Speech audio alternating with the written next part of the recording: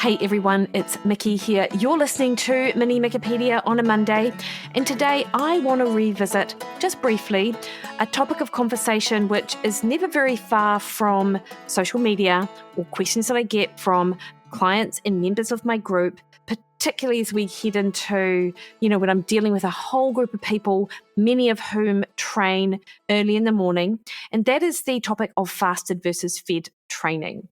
Now, this has come up again this week because of a recent publication back in May in the International Journal of Sports Nutrition and Exercise Metabolism.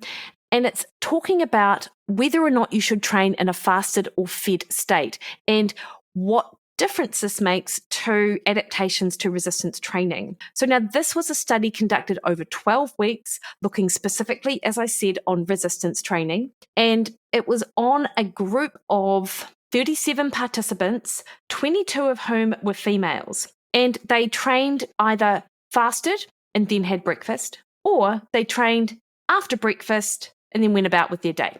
This particular group looked at muscle thickness, muscle strength, and changes in fat mass and fat-free mass. And essentially what they found was, regardless of whether or not they trained on an empty stomach or between 1 and 2 hours after consumption of a carbohydrate-rich breakfast meal, there was no difference in muscle hypertrophy, in strength and neuromuscular changes, in fat mass and fat-free mass. And in fact, potentially, there was an increase in fat-free mass in the group that trained fasted. And so with this particular study, what we might suggest is that it doesn't really matter if you eat before or after resistance training, you're going to get the same gains. And the potential pitfalls of training fasted, which people always talk about, which include compromises in muscle mass, fat loss, in your strength or your power production, these are not or were not seen in this particular study, which is super interesting. And I guess what I would say is that if you look at this one study alone, you could absolutely conclude it's not going to make a difference whether or not you train fasted or fed. However, of course, for every one study that shows that it's potentially fine, benign, innocuous, no difference, you are going to find another study to show something different. And I remember hearing Abby Ryan-Smith on a couple of different podcasts. She's awesome. I haven't yet talked to her, would quite like to. And a study out of her lab that was not dissimilar to this study, and it was conducted, however, over half the time period. It was 6 weeks. They did it in females exclusively, albeit young females. I mean, these were young adults too, this one that I was just telling you about. And they also trained twice a week doing what was called a high-intensity resistance training program. They looked at they did leg press, bench press, shoulder press, bicep curls, and tricep extensions, and I think lunges, dumbbell lunges. So quite a good program, quite all round. And in Abby Smith-Ryan's study, there were 3 groups actually. One got a shake that had 25 grams of protein and 16 grams of carbohydrate before exercise. One group got that same shake after exercise, and there was another smaller control group that did not get any nutrition. And they wanted to compare differences in fat oxidation, resting energy expenditure, and strength-related outcomes. What this particular study found that there was no difference in strength when they looked at leg press, but there was a significant improvement in bench press when you were looking at those females that had either pre or post-workout nutrition. There was no real difference in resting energy expenditure, though those group that had something before exercise, there was a lower RER, so increased fat oxidation post exercise when it was measured at 30 minutes. So someone could look at that study and go, well, there is a benefit actually from having some nutrition around training. And particularly if you have it before training, you might get an increased fat oxidation post-training. So you can see why people get a little confused as to, what is going to be best for me to do with how I train and how I eat. And of course, there are many limitations there are always limitations, to any study. Some could say that the first study I mentioned, the most recent one by Vieira and colleagues, is that, well, they were young adults. They weren't all female.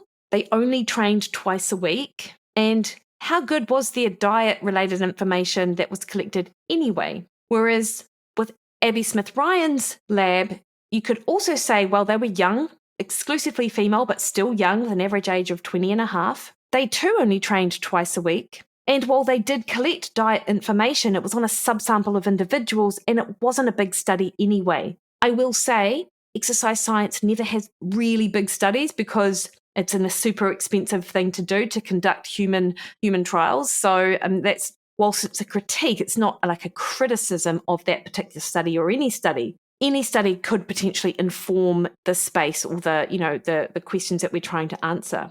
And then as a practitioner, I just have to also put my hat on as well, because, when we're looking at and trying to inform our clients of best practices and best evidence for whether or not to train fasted or fed, it really comes down to three different avenues of evidence, if you like. And of course, literature and science is one of them. And so you've got mechanistic trials that look at, what happens at the molecular level with nutrients on board or not, whether or not that actually translates into human clinical trials. And then also, what does observation tell us? If we look at a group of individuals and they always train fasted, are they more likely to lose muscle mass or not across, several years? And so if we can use all lines of evidence, what does the evidence actually tell us? And then, of course, you've got the client in front of you. And so you've got your clinical experience and you've got your personal experience. What do you know about, how do you feel with fasted or fed training? And personally, I have gone through several years during my 30s, late 20s, not really eating almost at all before I went training. And also I was overtraining at the time and underfueling in general. And I don't think that was a particularly great model or example. So I don't think my personal experience in that space can really inform what other people should do. But I do think about that when I'm thinking about the person in front of me and what their overall goals are, for sure. And a few major take-homes, if you like, for me from this is that it's all very well and good if someone is training just twice a week. But what if you're training a little bit more than that? Will that actually change any of these outcomes? I do think about that a bit. Very few people probably only train twice a week and are more likely to have a routine where they get up and they're out the door. If they're training in the morning, they may be doing it 4 or 5 times a week. So that's something. And then I think age is a really important factor, actually. So if you are 20 and you're training fasted or you're training fed, you might actually also have time to go home and have, if you go train fasted, you might have time to go home and feed up after that training session and head out the door to your, the classes that you've clearly got on, because you're a very convenient sample for a particular study. So you're going to be used in these types of studies, which is, again, totally fine. But I mean, that's the reality of it, right? Like college-aged students don't necessarily reflect women in their 40s or men in their 40s. And so think about 2 different scenarios, right? Because I did see another post on social media that Stu Phillips put out, which is absolutely true, is that, you can go to a 6 a.m. CrossFit class fasted and have breakfast at 8 and be completely fine. And you're not going to have to worry about appetite, worry about muscle protein synthesis, or any of these other potential pitfalls of training fasted. And if that is you, and if you do fall into the camp of 4 or 5 times a week, you do fasted training at 6 a.m., you go home, shower, grab your breakfast out the door at your desk at 8 o'clock, eating breakfast, and then you have your lunch at 12 o'clock, and it's a decent lunch because you bought Saskia and I's 40 over 40 book. You've also put a piece of fruit alongside that just for a little bit of added carbs, or you've chosen a loaded athlete bowl. Then mid-afternoon, you have another snack because, hey, you're hungry and you did have a pretty decent workout that morning and you actually do need to eat more than 3 times a day for the most part. So you've got some yogurt and protein powder and berries, or a protein shake, or, a piece of fruit and a hard-boiled egg or something like that will tide you over to dinner. And dinner might be at about 6:30, and then you're having a cup of tea and a piece of chocolate and you're calling it done by about 8 o'clock. So if that is you, and your sleep is great and your recovery is awesome and you continue to make gains and you feel amazing and you feel good, and all biomarkers would also suggest that there's not an issue, then it really isn't an issue. However, consider another scenario where you get up to train fasted at 6 o'clock, you come home, you shower, you don't bother with breakfast because you know there'll be morning tea at work, and you rush out the door, you grab a coffee, might be a latte, might be a long black, you arrive at work, you clear your inbox, you go to your first meeting at 9 o'clock. 10 o'clock's the morning tea, but you don't really have anything there. You have a couple of bites of something, but a lot of it is stuff you would probably think, oh, I'm not sure I should eat that. Does it really align with my goals? You get through to 11:30, might have a handful of nuts. You have lunch at 1 o'clock. And it's the same lunch because you too bought our cookbook, 40 over 40 lunch book. But then at 3 o'clock, that hunger kicks in. Not only hunger, but the fatigue. You have a bit of brain fog and you find yourself grazing as soon as you get in the door. You have dinner at 6:30 again, and then you can't stop eating, or you continue to graze, or you're not quite satisfied till you go to bed at about that same 8:30, 9 o'clock. And you feel exhausted, you don't recover well, and you're not quite sure what's gone wrong because in your mind, you get through the morning on no food, so you should be okay. And I think in this instance, it actually isn't about the fasted training itself, albeit do that 6 days a week and it's not that great. But I think really what this can do is set someone up for a mindset of fasted training and of under eating. And I used to do this all of the time. So if you can sort of get up and go fasted with no food and then just have a tiny bit of food to get you through to lunch, then you're sort of like in your mind, you've got this mindset of less calories, the benefits of fasting, improved fat loss, and things like that, which actually doesn't set you up for a great day, does it? Not the way that I've described it. And instead, if you had it in your mind, I'm going to have something before I exercise because I know I feel better when I fuel, or let me try fueling this workout. And you get up and you have something before the workout, and then you go about your day and you have that breakfast, lunch, and dinner, maybe you're actually going to feel a whole lot better.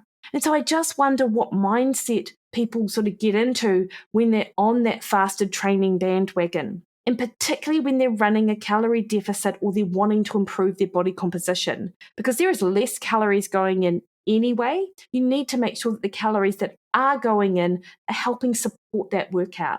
And this is, of course, particularly important when we think about things like low energy availability across a morning. You know, we know that it's not even about low energy availability across a day, but even in that early morning or the hours of the morning window, if you don't have enough calories going in, it can be detrimental to bone and it can be disruptive to hormones. We've got studies showing that too. So what mindset does fasted training sort of set you up with? And that, I think, is where my practitioner hat comes on, because I, of course, train fasted now and fueled. So I look at my workouts and I do one of two things. Depends on if I'm hungry when I get up or not. And maybe I'm hungry 2 days out of 7, but often that aligns with my longer training runs as well. So I'm going to fuel that. And I mean, I don't have a ton. I have like a protein bar, might be about 220 calories or something like that. So it's not a full-on meal, but it's enough just to sort of give me some fuel in the tank. The other thing I would say around training fed versus fasted, and this is just a practical tip, is that if you know you can't stomach anything in the morning, not even water, then make sure your dinner the night before is really good. So ensure, good calorie intake. You've got some potato, rice, sweet potato or something like that in your dinner. You might even have something post-dinner like a protein snack. Not that you necessarily need it, but it might just help with the calories in general. So you haven't just had like a miserly dinner before going to bed, then getting up to train again. So really, to me, I don't know that these studies necessarily are not definitive in terms of whether training fasted or fed is better or worse. So how do you train fasted? And how does that set you up for the other things that you do across a day? Because you know yourself whether you should be doing a bit more or are you underdoing it? And your biofeedback should be able to tell you that. What is your sleep doing? What is your energy doing? What about that brain fog? What about your hunger? Are you able to manage it?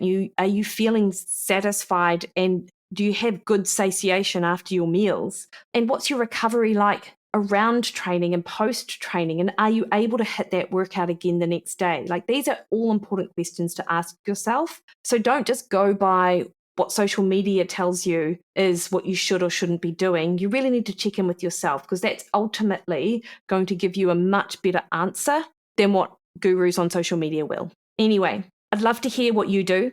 So hit me up in the DMs. I'm at Threads, X, and Instagram at Mikki Williden, Facebook at Mikki Williden Nutrition, or jump on over to my website and go all the way down to the bottom and put your email address in for an email from me, because you can jump on my newsletter and then you'll find out all of my ramblings every week. Lucky you. All right, team, you have the best week. Thanks.